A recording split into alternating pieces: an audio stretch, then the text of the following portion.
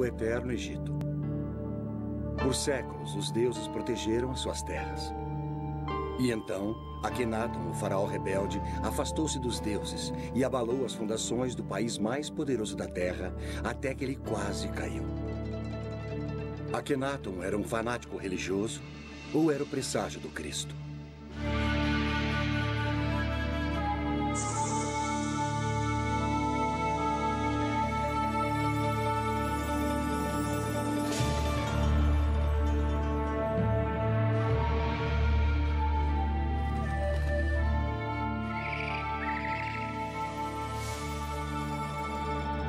Os grandes egípcios.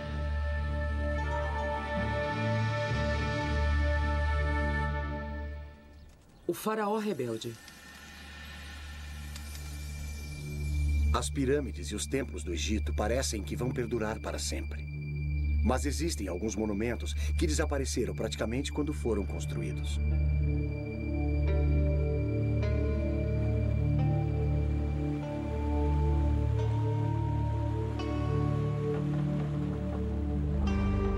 A 322 quilômetros da pirâmide de Gizé está Amarna.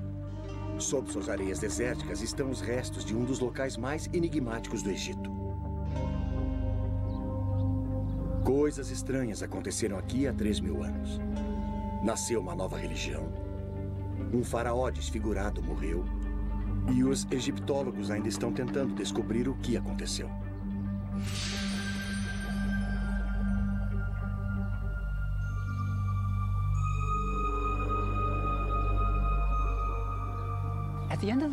No final do século passado, Sir Flinders Petrie, o fundador da egiptologia moderna, descobriu uma grande cidade perdida no deserto. Ela tinha tudo o que ele esperava. Havia templos, palácios, ruas largas. Mas ainda assim faltava alguma coisa. Faltava cenas do faraó golpeando seus inimigos, marchando para a batalha. Também havia cenas do faraó fazendo oferendas a centenas de deuses egípcios. Não havia deuses. Quando Petrie continuou a escavar, ficou ainda mais chocado. O faraó era mostrado desfigurado, com o rosto alongado, seios, quadris largos e coxas grandes. Durante 1000 anos, os faraós foram retratados como jovens vigorosos, musculosos, prontos para a batalha. Este faraó era retratado desfigurado. Era quase como se uma criatura de outro planeta tivesse sido deixada no deserto egípcio.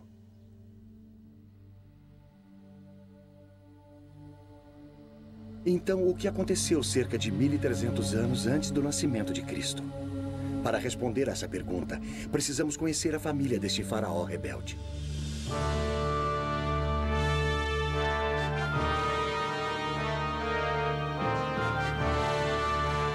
Era a época mais gloriosa do Egito. O Egito nunca tinha sido tão rico, poderoso ou estado mais certo de si. Ao longo de todo o Nilo, artífices construíam grandes templos para homenagear as centenas de deuses. Se agradassem aos deuses, o Egito prosperaria.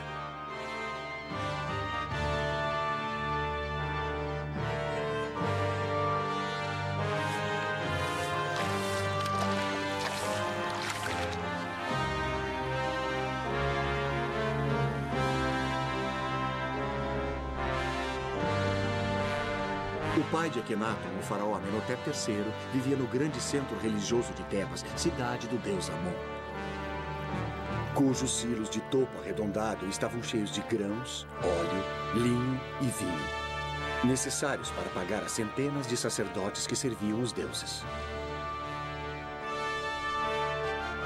Havia uma só principal indústria na cidade, a religião. E bem no centro de tudo estava Amenhotep III. Suas duas colossais estátuas ainda se encontram na planície de Tebas. Uma vez elas guardaram um grande templo, que agora encontra-se sob o solo. Toda a glória e riqueza de Tebas logo seriam abaladas por uma revolução como jamais vista.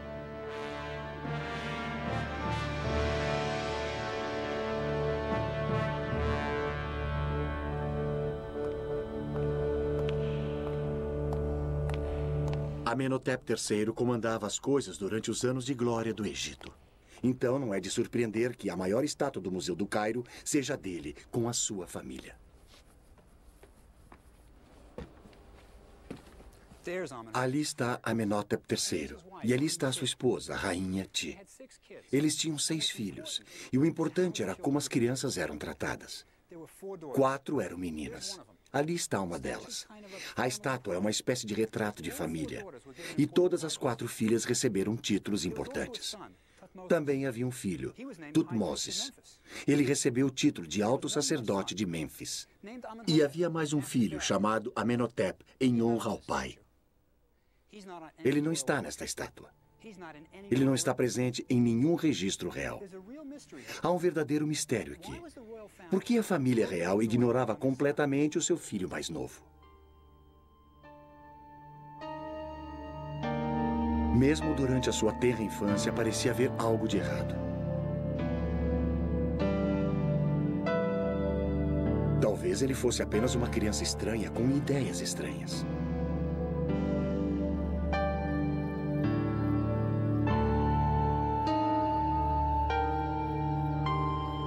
Enquanto seu irmão e irmãs recebiam títulos e honras, não havia nada para o jovem Amenhotep. Quando o séquito real ia aos templos para fazer oferendas ao deus Amon e para comemorar os festivais, podemos imaginar o pequeno Amenhotep deixado para trás, sozinho no palácio. Até mesmo o deus Amon rejeitava o garoto.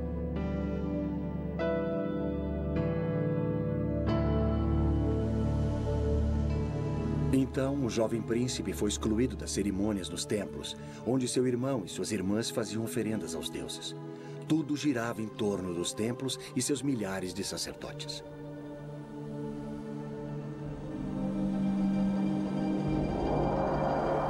Os faraós orgulhosamente inscreviam nas paredes dos templos a quantidade de ouro, prata, gado e terras que davam para os deuses. Em um ano apenas, um faraó deu ao templo 51 quilos de ouro, 907 quilos de prata, 2.268 quilos de cobre, 25.000 jarras de vinho, incontáveis filões de pão, 300 medidas de linho fino e 12.000 acres de terras.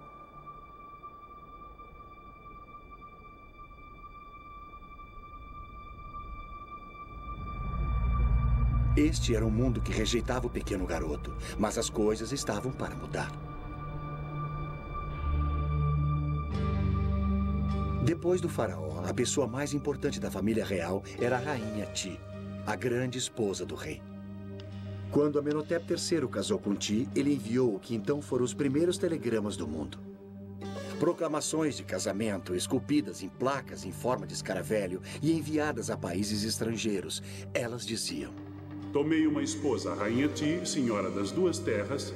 Seus pais são Uia e Tuia. Os pais da nova rainha não pertenciam à realeza. Para qualquer um que lesse as entrelinhas, a mensagem era clara. Minha esposa é uma plebeia, mas é melhor vocês a aceitarem como a rainha do Egito. Sua escultura denota uma mulher poderosa, do tipo que conseguia o que queria.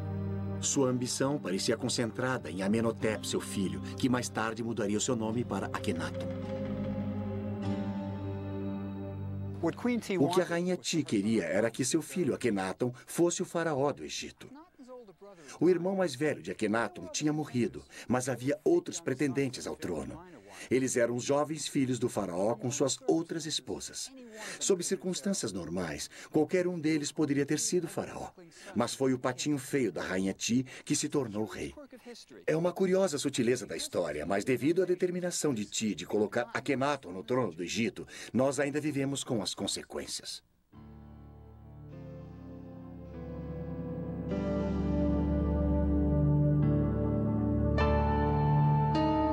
A múmia de Amenhotep III nos dá uma pista de como seu filho Akhenaton se tornou faraó. A múmia revela um homem velho, gordo e careca, com péssima saúde. Os dentes do faraó podem ter sido a causa do período mais estranho de toda a história egípcia. Eles estão em péssimas condições. Amenhotep III pode ter vivido com tamanha dor nos últimos anos de sua vida, que pode ter sido difícil ele executar os seus deveres de faraó. Tanto os plebeus como os reis eram vítimas de sua dieta.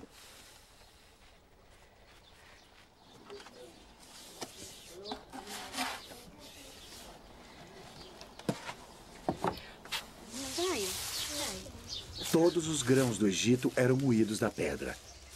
Isso parece bastante saudável, certo? Errado. Veja, isso significa que, junto com o seu pão, você ingeria uma quantidade considerável de areia e sedimentos. Passar anos comendo pão egípcio moía os dentes, expondo as suas raízes à deterioração. Por mais habilidosos que os médicos egípcios fossem, eles não eram dentistas. Então, restava ao pobre Amenhotep III tentar aliviar a dor como pudesse. Ele pode ter sido sedado com vinho ou talvez com ópio. Se ele não estivesse em condições de tomar decisões, provavelmente seria fácil para a poderosa rainha Ti escolher o seu filho adolescente para ser o próximo faraó. Levado até o topo por sua ambiciosa mãe, o garoto rejeitado se tornou o rei do Egito. Mas que tipo de faraó seria o estranho rapaz de 18 anos?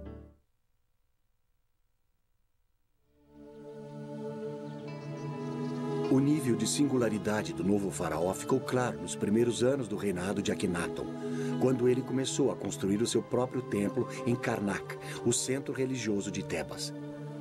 Karnak, na verdade, é um labirinto de templos que ocupa mais de 100 acres. Construída num período de 2000 anos, cada faraó incluiu os seus próprios monumentos para cair nas boas graças dos deuses. Quando Akhenaton fez a sua contribuição, o povo do Egito soube que algo muito estranho tinha acontecido. Ele criou um estilo artístico completamente novo e esquisito. O faraó era retratado com longos dedos dos pés, quadris largos, dedos das mãos extremamente longos, seios e um rosto alongado. Nada parecido com isso já tinha sido visto num templo egípcio. Mas a esquisitice não terminava aí. Bem à frente do templo estavam duas estátuas colossais do faraó, que acentuavam as suas estranhas características ainda mais. Mas isso não era tudo. O templo estava coberto de cenas do Aten, o disco do sol. Com seus raios brilhando para baixo, terminando em mãos segurando Ankhs, o hieróglifo que significava vida. Amon e os outros deuses do Egito tinham desaparecido, substituídos pelo disco solar. O povo deve ter imaginado: onde estão os outros deuses? Eles logo saberiam. Akhenaton tinha declarado, pela primeira vez na história registrada, que havia apenas um Deus. Ele tinha virado 2000 anos de religião egípcia de pernas para o ar.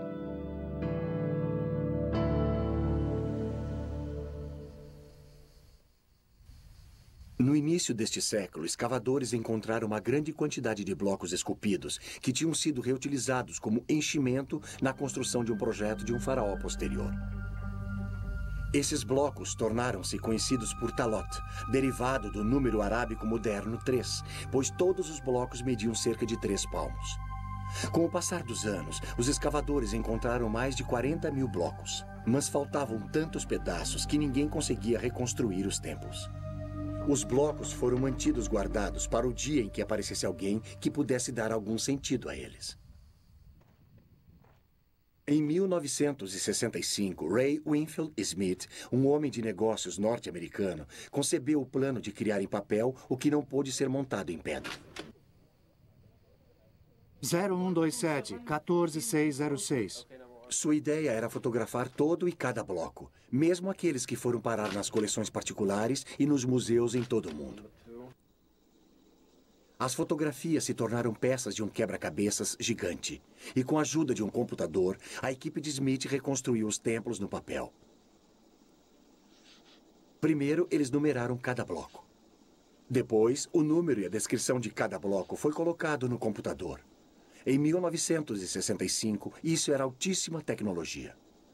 Se um pedaço tivesse a cabeça de um faraó, olhando para a esquerda e terminando no pescoço, o computador procurava pelos blocos que tivessem o corpo de um rei que começasse no pescoço. Quando o computador encontrou os blocos que eram possíveis combinações, Smith pegava as fotografias e as juntava para ver se encaixavam. Quando faltava um bloco, um artista completava a cena que faltava. O projeto continuou por 6 anos. A reconstrução feita pelo computador ajudou os egiptólogos a descobrirem o que estava acontecendo. O garoto que fora posto de lado agora estava no comando. Como faraó, Akhenaton não podia mais ser excluído dos festivais religiosos. E havia muitos deles. Durante o festival de Opet, as estátuas dos 3 principais deuses de Tebas, Amon, Mut e Hansu, eram carregadas do templo de Karnak até o templo de Luxor. A ocasião requeria muitos dias de danças, cantoria e festas.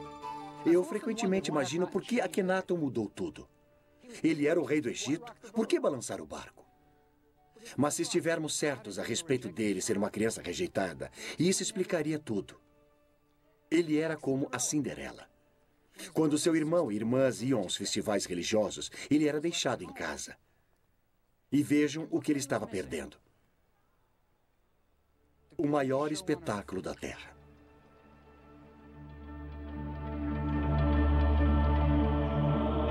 À noite, sacerdotes de cabeça raspada cantavam as suas orações para aplacar os deuses do Egito. Eu sou o pai dos pais, a mãe das mães e o touro dos 7 seres celestiais. Eu abro a minha boca para falar em meio ao silêncio. Os homens devem ter um caminho por onde trilhar.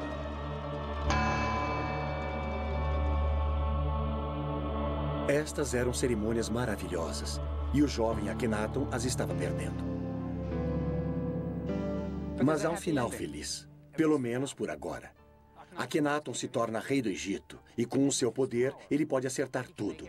Ele rejeitará os deuses de Tebas. Não eram mesmos os seus deuses.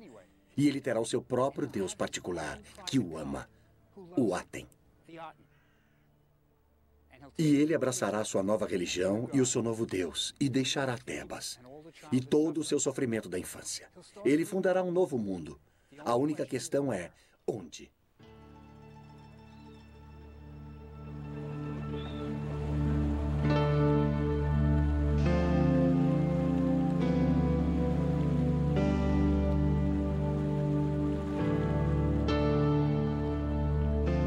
A resposta para a pergunta sobre o local onde Akhenaton deve começar a sua nova vida veio no 5º ano de seu reinado e do próprio Aten. Enquanto Akhenaton viajava, através de uma desolada extensão do deserto no meio do Egito, cerca de 290 quilômetros ao norte de Tebas, o sol nasceu no horizonte e parecia que se deitava no desfiladeiro nas montanhas próximas. O hieróglifo, que significa horizonte, era o sol se deitando no desfiladeiro de uma montanha. O horizonte significava o início e o fim. Este era o sinal de que Akhenaton precisava para construir o seu campo dos sonhos. O Aten tinha aparecido para ele e disse-lhe que construísse a sua cidade no deserto inabitado. Ele a chamou de Akhenaton, o horizonte do Aten. Akhenaton mandou esculpir marcadores de fronteira à volta de sua cidade, relatando sua visão mística. Sua Majestade apareceu em sua grande biga de Electra, como o Aten, quando se eleva no horizonte. Foi o Aten, meu pai, que me disse para construir a cidade. Nenhum burocrata jamais me aconselhou a construir nesse local deserto. Depois de ter recebido a revelação para construir a sua cidade, Akhenaton liderou um pequeno grupo de seus seguidores saindo de Tebas e indo para a árida região desértica que o Aten tinha escolhido, um lugar agora chamado de Amarna. Akhenaton era líder de uma seita e esta seria a sua comuna. Num dos marcadores de fronteira, ele reuniu os fiéis e, enquanto observava as desoladas planícies onde seria construída a nova cidade, ele realizou um culto de adoração. Akhenaton não estava mais sozinho. Agora ele estava casado com Nefertiti, uma das mulheres mais lindas da história. Agora ele tinha sua própria família, 2 filhas e mais 4 por vir. O garoto rejeitado tinha percorrido um longo caminho. Devia haver uma incrível sensação de emoção na nova cidade. Eles eram pioneiros numa admirável nova religião e o faraó era o seu líder. Uma sensação como essa só ocorreria novamente na era cristã.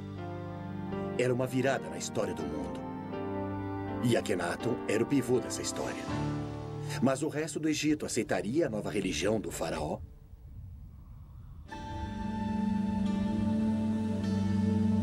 As mudanças do faraó rebelde causaram uma grande revolução. E um homem que realmente foi pego no meio da revolução religiosa foi Ramosa, o prefeito de Tebas.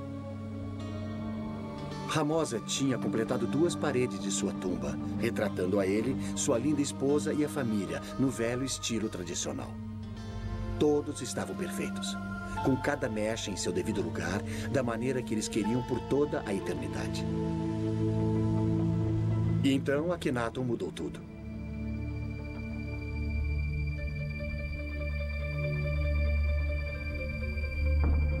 Desesperado para ser politicamente correto, Ramosa começou a completar a sua tumba no novo estilo, retratando Akhenaton e até Ramosa com um queixo alongado e nariz aquilino. Povos de todo o Oriente Médio reverenciavam Akhenaton. Ramosa também se retratou com colares de ouro, talvez a sua recompensa por mudar para o novo deus. Ou era um suborno para manter as aparências. O velho Ramosa morreu antes de completar a sua tumba, e a procissão funerária que o enterrou foi rapidamente pintada na parede. Ramosa tinha um pé na religião antiga e um pé na nova. Você imagina o que ele pensou que iria lhe acontecer na próxima vida? Ou se é que havia mesmo a próxima vida? Mas Ramosa não era o único que tinha perguntas.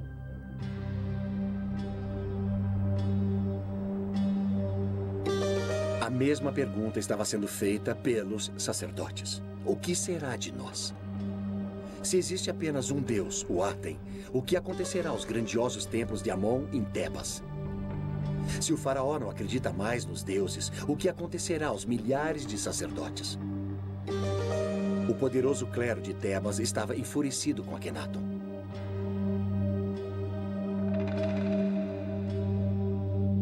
O faraó rebelde tinha declarado seus deuses extintos, tinha desertado da capital religiosa do Egito e jurou nunca mais voltar. As oferendas reais aos templos tinham se acabado. Não haveria mais doações aos templos dos prisioneiros capturados nas guerras. Os recursos do Egito estavam se esvaindo das cidades instituídas e indo para o deserto para construir a nova cidade do faraó. Mas não eram apenas os sacerdotes que sofriam por causa da nova religião.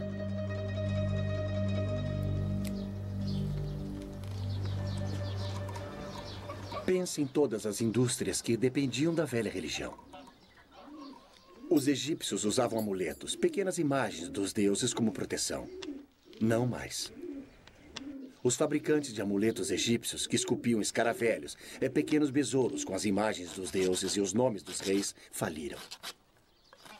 Os habilidosos escultores de madeira que faziam as estátuas dos deuses que adornavam as casas egípcias estavam sem trabalho. O que Akhenaton estava fazendo? Este é o livro dos mortos.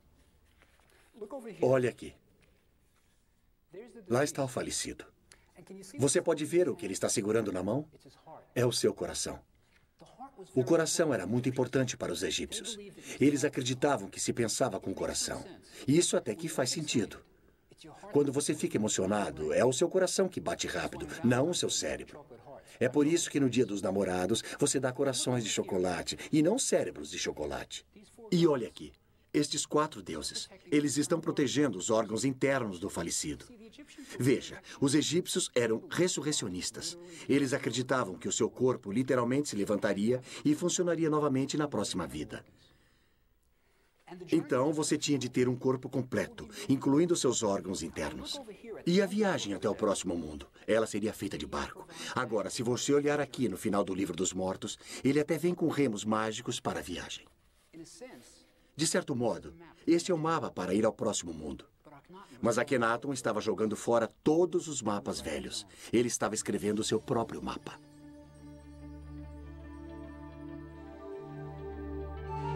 Antes de Akhenaton, as paredes das tumbas egípcias retratavam um próximo mundo muito parecido com este. O falecido ainda está trabalhando nos campos, mas é muito melhor. Agora ele possui vestes feitas do linho branco mais fino, e você tem a sensação de que tem até ar-condicionado. Mas Akhenaton também mudou isso. Em Amarna, as paredes das tumbas não mais mostravam os mortos no próximo mundo. Essas cenas foram substituídas por retratos de Akhenaton e da família real, e frequentemente adorando o Aten. Se havia um próximo mundo, ele parecia girar em torno de Akhenaton. E junto com esta confusa visão do pós-vida, está uma das maiores realizações intelectuais no mundo antigo, um poema escrito pelo próprio Akhenaton. Esplêndido você se ergue ao amanhecer. Aten vivente, criador da vida. Quando você nasce no leste, você cobre toda a terra com a sua beleza. Você é formoso, grandioso, radiante.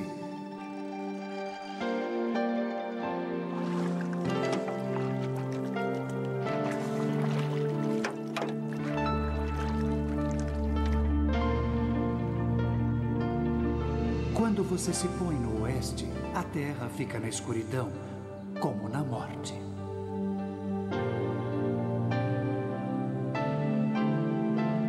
Os leões vêm de seus covis, todas as serpentes picam, a noite ronda. A terra está mergulhada no silêncio, enquanto seu Criador descansa na escuridão.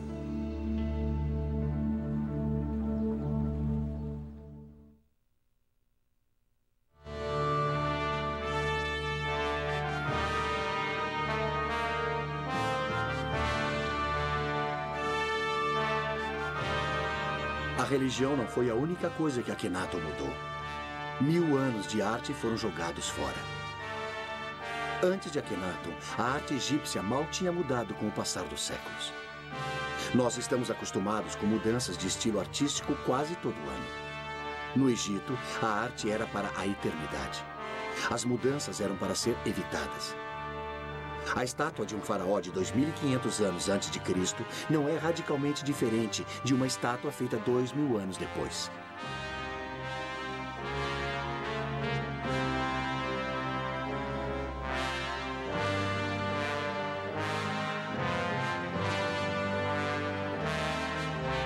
Nada mais de corpos musculosos idealizados. Akhenaton é mostrado com suas verrugas e tudo mais. O slogan da era de Akhenaton era "Vivendo na Verdade". Se o faraó fosse deformado, que fosse mostrado dessa maneira.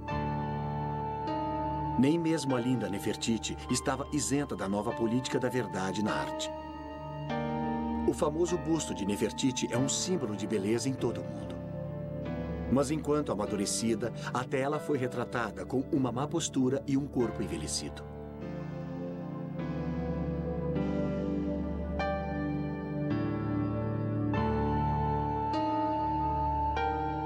Tornou-se moda mostrar toda a família real com cabeças alongadas.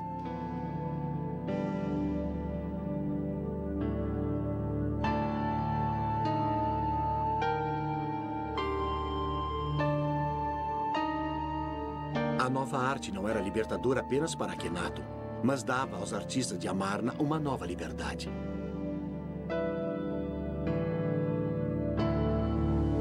Os artistas tiveram uma chance de se expressar como nunca antes. As novas cenas da família real podiam ser montadas sem preocupações com a tradição. Eles eram mostrados de maneira informal, se beijando e se tocando, fazendo refeições juntos. Nunca havia sido permitido ver a vida privada de um faraó no Antigo Egito. Mas Akhenaton o permitiu. Era como se cinegrafistas fossem convidados para filmar a rainha da Inglaterra escovando os dentes. Crescendo em Tebas, Akhenaton nunca tinha sido mostrado com sua família. Nunca fora citado nos monumentos. Agora, aqui em Amarna, ele podia sair do armário e dizer: "Me aceitem como eu sou." Pela primeira vez em sua vida, Akhenaton podia ser ele mesmo. Terminada, Amarna era um cenário teatral para comemorar o reinado de Akhenaton. O garoto rejeitado tinha percorrido um longo caminho.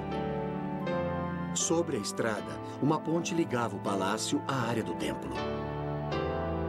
Aqui, Akhenaton e Nefertiti apareciam diante do povo numa sacada chamada de Janela das Aparições, atirando ornamentos de ouro e outros presentes àqueles que eles queriam honrar. A cidade cresceu, chegando a mais de 10.000 habitantes. Havia barqueiros, burocratas, mercadores, artesãos, sacerdotes e suas famílias.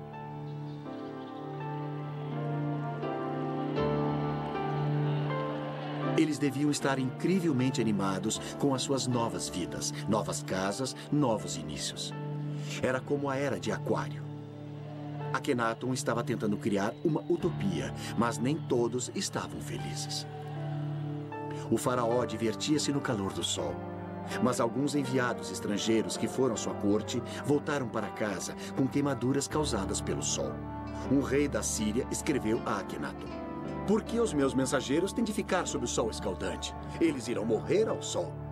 Se faz bem ao rei ficar ao sol, que ele fique lá e morra ao sol."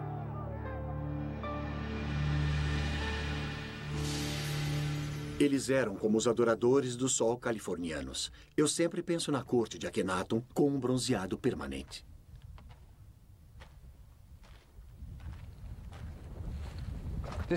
Foi ali que tudo aconteceu. Akhenaton realmente andou por esta rua e um de seus seguidores viveu nesta casa.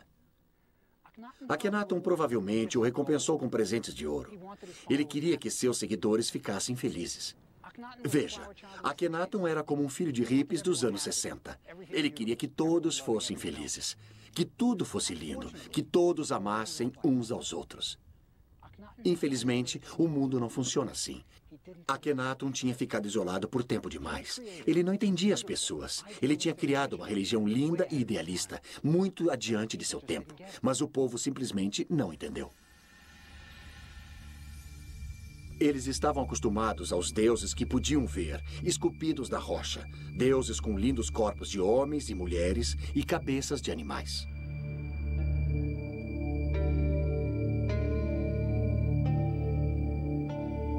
O deus de Akhenaton, o Aten, era uma abstração. Era o princípio básico do universo, luz. Os súditos de Akhenaton simplesmente não conseguiam entender isso. Este não era um deus com o qual podiam contar na hora da necessidade. Além disso, havia um elitismo em relação à nova religião que deve ter confundido os supostos adoradores do disco. O Aten nunca lançava seus raios sobre eles, somente na família real. O Aten era o deus pessoal de Akhenaton, dando ao rei desenfreados amor e amparo. Talvez ele tenha substituído o pai que o tinha empurrado para um segundo plano. Eram Akhenaton e a sua família que adoravam o Aten. Todos os outros tinham de se contentar com a luz refletida de Akhenaton. É quase como que se a nova religião viesse em dois tamanhos, plebeu e king size.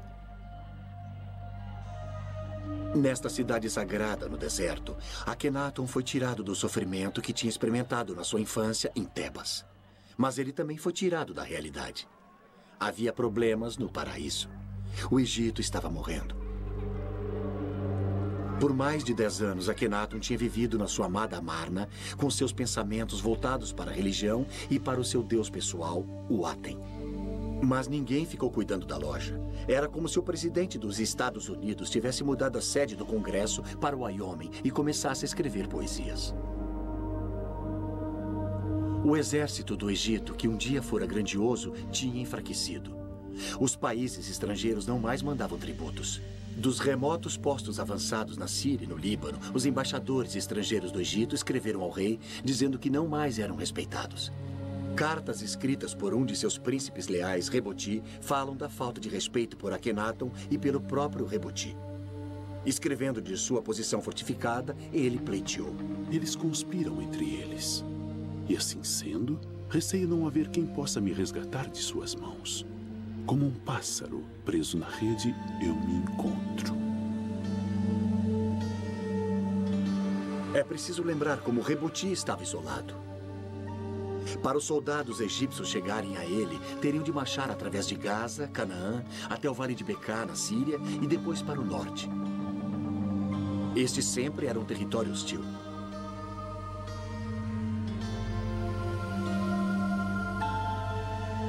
Hoje, ainda se pode ver fortes dos cruzados, construídos 2000 anos depois, remanescentes das batalhas medievais travadas lá. Era dali que Reboti estava escrevendo. Se o exército egípcio não o salvasse, ninguém o salvaria. Reboti escreveu repetidas vezes, falando a Akhenaton sobre a posição enfraquecida dos egípcios e pedindo reforços. Sua última carta não foi respondida. A dominação egípcia sobre o Oriente Próximo tinha lhe escapado, e Akhenaton parecia não saber ou não se importar.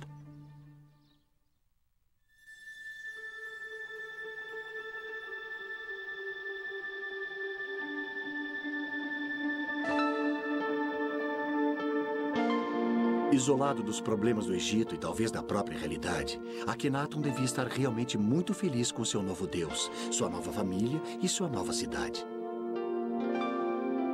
Mas após 14 anos de casamento, sua linda esposa e companheira Nefertiti morreu. Sua outra esposa, Kia, também tinha morrido. Então, agora ele não tinha uma mulher ao seu lado.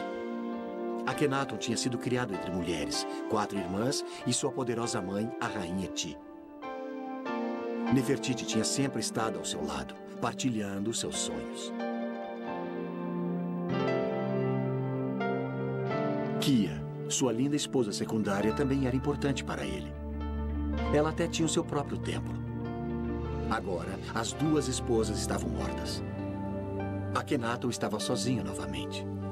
O grande experimento no deserto estava quase acabado. No 17º ano de seu reinado, com pouco mais de 30 anos, Akhenaton morre e desaparece da história. Algum dia saberemos o que realmente aconteceu em Amarna? Akhenaton realmente se parecia com as suas estátuas? Muitos acreditam que a única maneira de sabermos será com a descoberta da múmia de Akhenaton. É exatamente isso que alguns egiptólogos acham que aconteceu em janeiro de 1907. De todas as múmias reais descobertas, nenhuma causou mais controvérsia do que aquela encontrada na tumba 55 do Vale dos Reis. No início do século, Theodore Davis, um rico americano que fazia escavações no Egito, descobriu uma tumba onde um sepultamento da época de Amarna tinha sido realizado. Essa tumba claramente não fora concluída e o sepultamento fora apressado. Painéis de madeira dourada estavam deitados no chão e contra a parede. Elas traziam a imagem danificada de Akhenaton adorando o disco solar e o nome da rainha Ti.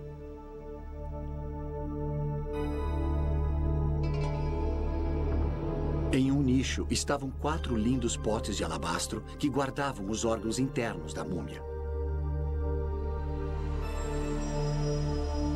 Deitado no chão, um lindo caixão, porém muito danificado, feito de milhares de incrustações e pedras semipreciosas na forma de asas protetoras. Mas as cártulas contendo o nome do seu ocupante tinham sido arrancadas. Todos envolvidos na escavação da tumba acreditavam que poderiam identificar a múmia dentro do esquife, uma vez que a sua tampa fosse aberta e as inscrições nas bandagens ou as joias fossem examinadas. Quando chegou o dia de desembrulhá-la, todos os presentes sentiam a importância histórica do evento. Eles iriam ser os primeiros em mais de 3.000 anos a ver o rosto de um rei ou rainha do Egito. Quando abriram a tampa do esquife, viram uma múmia envolta em folhas de ouro.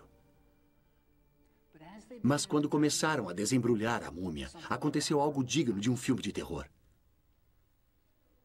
Assim que a tocaram, ela se transformou em pó, deixando-os com uma pilha de ossos desarticulados no fundo do esquife. Mas sob o esqueleto, a última folha de ouro parecia ter o nome de Akhenaton, meio danificado. Sua pelvis era larga como a de uma mulher. Mas nas suas estátuas, Akhenaton sempre tinha sido mostrado com uma pelvis larga. A cabeça da múmia era alongada como a de Akhenaton. Tudo parecia se encaixar perfeitamente. Alguns dos presentes estavam absolutamente convencidos de que tinham encontrado a múmia de Akhenaton. Mas ainda hoje a identidade da múmia da tumba 55 é um mistério. A palavra final do porquê Akhenaton e a família real eram mostrados deformados pode ser dada agora por um grupo de cientistas que estuda uma doença chamada Síndrome de Marfan, um defeito genético que danifica o tecido conjuntivo do corpo.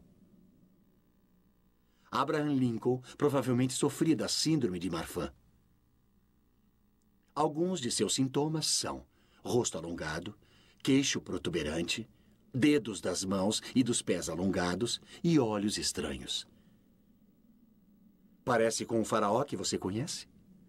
E se Akhenaton era portador desse defeito genético, cada uma de suas filhas teria uma chance de 50% de herdá-lo. E isso pode explicar por que todos são mostrados com sintomas semelhantes.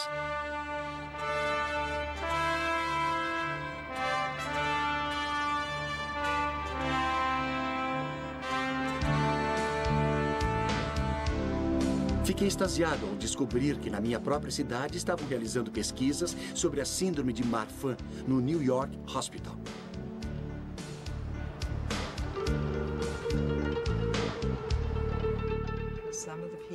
A doutora Jessica Davis é uma das maiores especialistas do mundo na Síndrome de Marfan.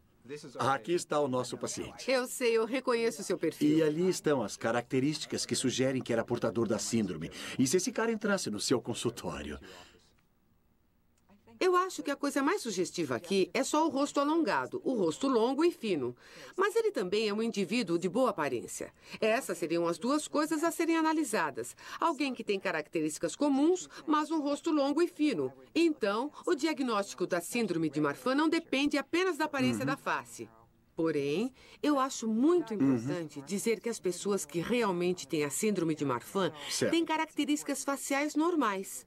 No entanto, elas têm uma aparência gótica e mais clássica. Agora, as mãos alongadas eram típicas da arte desse período. E deixa eu mostrar uma coisa que é um grande exagero. Agora, essa é uma mão que não parece nada natural. O jeito que o dedo fica. Esses dedos excessivamente longos são característicos da síndrome ou... Esse dedo muito fino certamente poderia sugerir que há uma disfunção nos tecidos conectivos, como estes dedos muito longos. E o que você pode ver aqui é que está um pouco deslocado, parece flexível. Agora, deixa eu lhe mostrar um pé. Antes de mais nada, esses são membros muito finos. A mão e o braço são sugestivos. O tornozelo certamente é sugestivo. E este é um pé muito longo e elegante com dedos longos. Quero dizer, é algo que mediríamos no diagnóstico clínico de um portador da Síndrome de Marfan. Então, sim, é muito sugestivo. Por causa da face, das mãos, dos pés, o corpo, a estrutura do esqueleto, você mandaria este homem fazer um exame para ver se ele tem Marfan? Você... Se faria mais alguma coisa? Sim, mandaria fazer um ecocardiograma. E você mandaria fazer o exame? Sim. Eu acho essa história fascinante. A tese parece bem razoável. Vale a pena checar a hipótese e dar uma olhada nos outros membros de sua família. Ótimo. Seria muito interessante. Mesmo na morte, Akhenaton se rebelou contra as tradições do Egito, rejeitando este local onde seus ancestrais tinham sido enterrados. Para sua tumba, ele escolheu um vale remoto em Amarna. Se parece com o Vale dos Reis, onde seu pai foi enterrado. Talvez a criança que existia nele ainda procurasse por aceitação. Em sua tumba, o mais original pensador religioso que o mundo antigo já tinha visto foi colocado para descansar. Ele tinha vislumbrado o monoteísmo de Moisés e a tranquilidade e a esperança de Cristo bem antes que o povo do Antigo Egito fosse capaz de aceitá-lo. Logo após a sua morte, os seus seguidores de Amarna, incapazes de compreender o que o seu faraó pregava, abandonaram a cidade e voltaram a Tebas e aos deuses familiares. O nome de Akhenaton, rotulado como herege, seria apagado dos monumentos do Egito. Seu filho, um jovem faraó chamado Tutankhamon, é que o mundo todo conheceria. A ousada experiência no deserto tinha terminado. A cidade de Amarna voltou à areia. James Breasted, o egiptólogo norte-americano, disse de Akhenaton: Morreu com ele um espírito que o mundo nunca tinha visto antes. Uma alma corajosa, destemidamente enfrentando o impulso da tradição imemorial. Esse homem, que numa era tão remota e sob condições tão adversas, tornou-se o primeiro idealista e o primeiro indivíduo do mundo. Uma imagem forte, mas com muita verdade.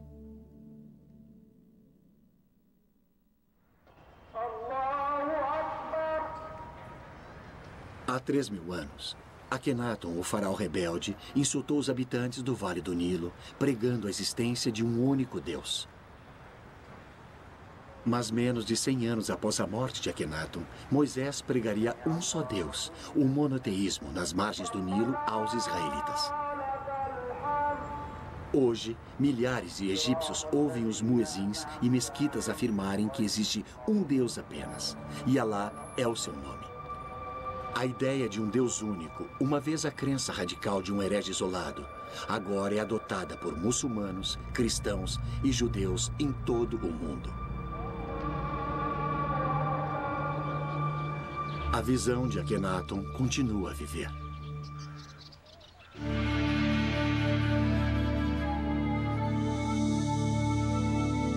Versão brasileira, Tempo Filmes, São Paulo.